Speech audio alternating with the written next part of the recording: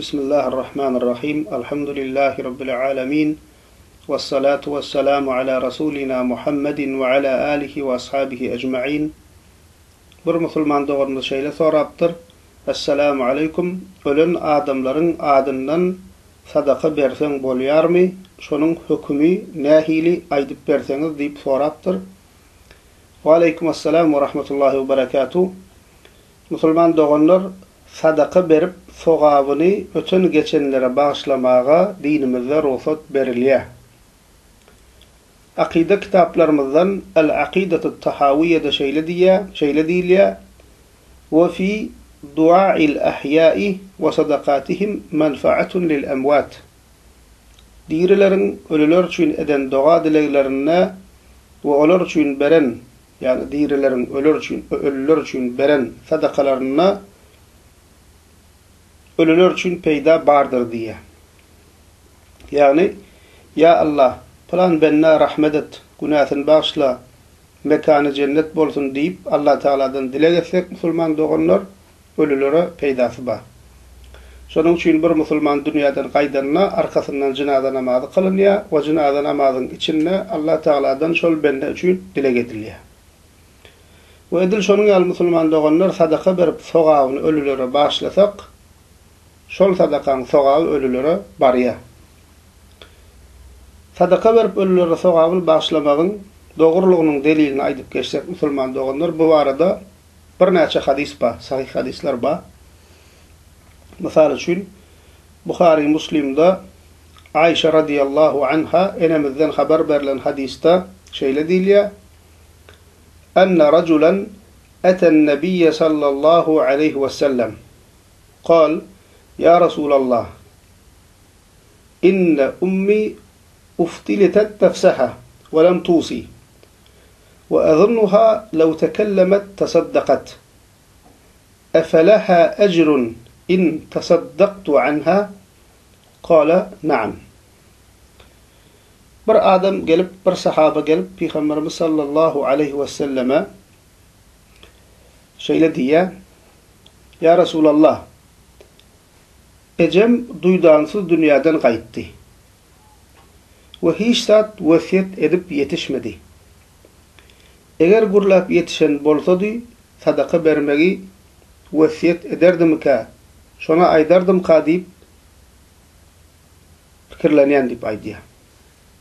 Ve ünswerin we soraýa, eger men onun adyna sadaka bersem, ona sogaby barmy diýip Peygamber sallallahu aleyhi ve sellemden sahaba soraýar. Onda Peygamber sallallahu aleyhi ve sellem hawa diýip jogap berýär. Delil musulman doğanlar açık aşkar. Ve bu arada başka da sahih hadislerde kan geliyor. İbn Abdülber, İmam Nevevi, İbn Teymiyye, Allahümmesine rahmet etsin, yali alimlerimiz bu arada icma bar diye. Yani ölüler üçün sadaka bersen sogabynyň olara barýanlygyny alimler bir agızdan kabul edýärler diye. Ve musulman doğanlar kim çıkıp sadaka berip sogabyny ölülere bağışlamak dogry däl diýse, şol kişi bidgatçydyr. Dogry ýoldan adan kişidir, akidesi bozuk adamdır. O şu yerde musulman doğanlar bellep geçmeli möhüm zat bar. Ol hem musulman doğanlar sadaka näme? Sadaka näme? Ve sadakany kime bermeli? Sadaka musulman doğanlar fakira, miskine berilýär. Fakir diýip zekat berjek derecede baýlygy bolmayan kişi aýdylýar. Yani gününi aýlaýar, emma ýagdaýy pes. Miskin hiç hili pulu bolmayan kişi, maly mülkü bolmayan kişi. Biri fakir, biri miskin. Sadaka musulman doğanlar fakira, miskine berilýär. Emma bizim içimizde musulman doğanlar şu barada gaty ýalňyş düşünjeler bar. Halkymyzyň içinde köp kişi sadaka diýsen, näme gözüne gelýär? Şol ölüýün ýygyna belli günlerde üşüp nahar pişirilse, şoňa sadaka diýip düşünýäs. Köpüýümizin kellämide sadaka diýilse şol gelýär.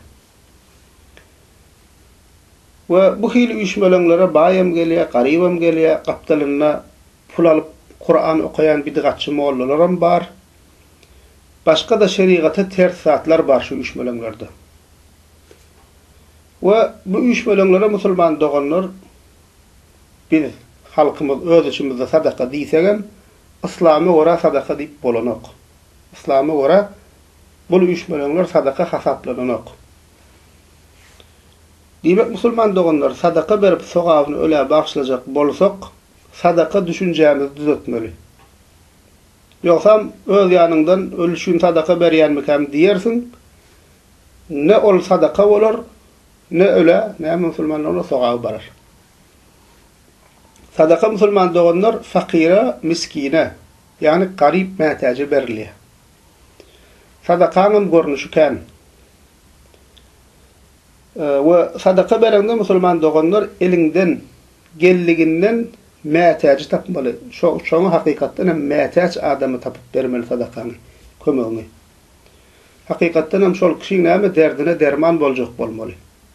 Şonda musulman doganlar sadakaň sogaby köp bolar. Näçe sadakaň sogaby köp bolsa, şonça öle hem peýdasy köp bolar. Misal üçin şeýle bir misal bereli. Adyna sadaka berjek bolýan kişiň ataň ýa-da eneň diýili. Diri bolsa, senem şolara musulman doganlar hödür kerem etmeli bolsaň, elinde bar bolany in gowzadyny hödür kerem edersiňmi ýa-da galan gaçanyny hödür kerem edersiňmi? Elbetde jogaby belli. Akly bar adam öz ene atasyna elindäki bar zadynyň in gowsuny hödür kerem eder. Sogabyny musulman doganlar sogabyny ölülere bagşlamak üçin sadaka ýa-da bir hayır iş edemizde in gowsuny, ýani in sogaplysyny etmäge çalışmaly. Ay işçi qaraydyk da, molla çağıraydyk da diýip başdan sowma etmeler musulman doganlar. Misal üçin suwsap, agzy kepap, gurap, bir damja suwa mätäç bolup ýatan adam gozaňyza getirin. Ölüleriň sogaby bolan mätäçligi şul suwa mätäç bolup ýatan adamdan has mätäçirak. Diýmek musulman doganlar sogabyny bagşlamak üçin sadaka ýa-da haýr iş edemizde sogaplysyndan sogaplysyna ýapyşmaly. Misal üçin eklenji pes, o maşgalan tap, bir halta unakitde ýaplap gaýt. 10 günnäp, 20 günnäp, belki bir aýlap şoň iýjek hurşy bolýar, arkaňdan doga edip durýar. Oňa sen sadaka diýip aýtmaklyň şertemde. Aýna men sana sadaka getirdim zat diýip uly geplep adamlar kemsitmegem dogurda. Elbetde berde gaýdy ber. Sen niýetiňde niýet et, sadaka diýip sogabynam atamy eneme kime bagşlajak bolsaň niýet et, şol ýeterli. Ya da tuğu, ya da yağ, şuna mengde hurş boljaklady, Allah näme şoňa berdi gaýt. Ya olmasa goýun soýup, sogabyny bagşlasyň gelýär, al bir goýun soý, berdi gaýt şol mätäç maşgala, bir aýlap, 2 aýlap şolaň hurşy bolýar. Ene musulmanlygynda sogaply şul, şeýle etmeli. Ya da başga bir misal, köp çagal maşgalalar bar. Okuw başlajak wagtlar şulara alada gaýgy bolýar. Defteri, kalamy, üstübaşyny düzeltmeli. Ya olmasa dış pasly gelýär, ädik almaly, gup almaly. Şol köp çagaly maşgalalarda ýa-da ipes maşgalalarda alada bolýar. Şo hilmätäç maşgalany tap, okuwa gerek zatlaryny alyp ber, defter, galamny alyp ber, üstüni düzelt, gyşda geýjek zatlaryny alyp ber. Ine şuda bir haýryň, sadakaň bir görnüşi musulman doganlaryna şu hilek bir derde ýarayan zatlara ýapyşmaly biz sadaka haýr etjek bolsak. Kol sadaka adyny goýup durýar, garynda adamlar gelýär, oňa bir goýýan, ýese ýa ýemese onam ýenok. O bidgatçy molla gelýär, Kur'an okudum eden bolýar, oňa 5 manat berýän, şoňlan tamam bolýar. Ýys çykardyk, ay molla çağırdyk, okudyk, tewir etdik boldy. Emma hakyky görnüşde, dogry görnüşde, has sowaply görnüşde biz de musulman doganlar köpüýmiz etjek bolamdyk. Ya bolmasa mysal üçin namdar Guran bolan ustulyny Afrikada guýaşdyryp bolýar. Iň sowaply zatlaryň biri. Şondan bir kuş işlede şo guýdan garynja gelip şondan işlede musulman doganlar şoň sokaby bar. Ya bolmasa din ugrunda okap ýören talip, hafızlyk okap ýören talip namdar bolsa, şoň çykdyjylaryny garşylasaň musulman doganlar uly sokap. Belki sen özüň azar hafyz bolup bilmersiň, emma sen mümkinçiligiň bar bolsa bir hafyzyň ýetişmegine sebäp bolup bilersiň. Ana şoň çykdyjylaryny garşylap musulman doganlar şoň sokabyny öllere bagşlap bilersiň. Bu da bir haýryň bir görnüşi. Ya bolmasa mescit gurulşygyna kömek etmek. Birje kerpiç alyp goýsaň musulman doganlar şol mescit ayakda durduğu müddetçe sokap gelip durjak. Kimin adyna şory bagşlan bolsaň şoň sokaby. Diýmek musulman doganlar sadakany hakyky mätäje bermeli. Etjek hayır işini hakyky derde yarajak hayır sogaby etmeli.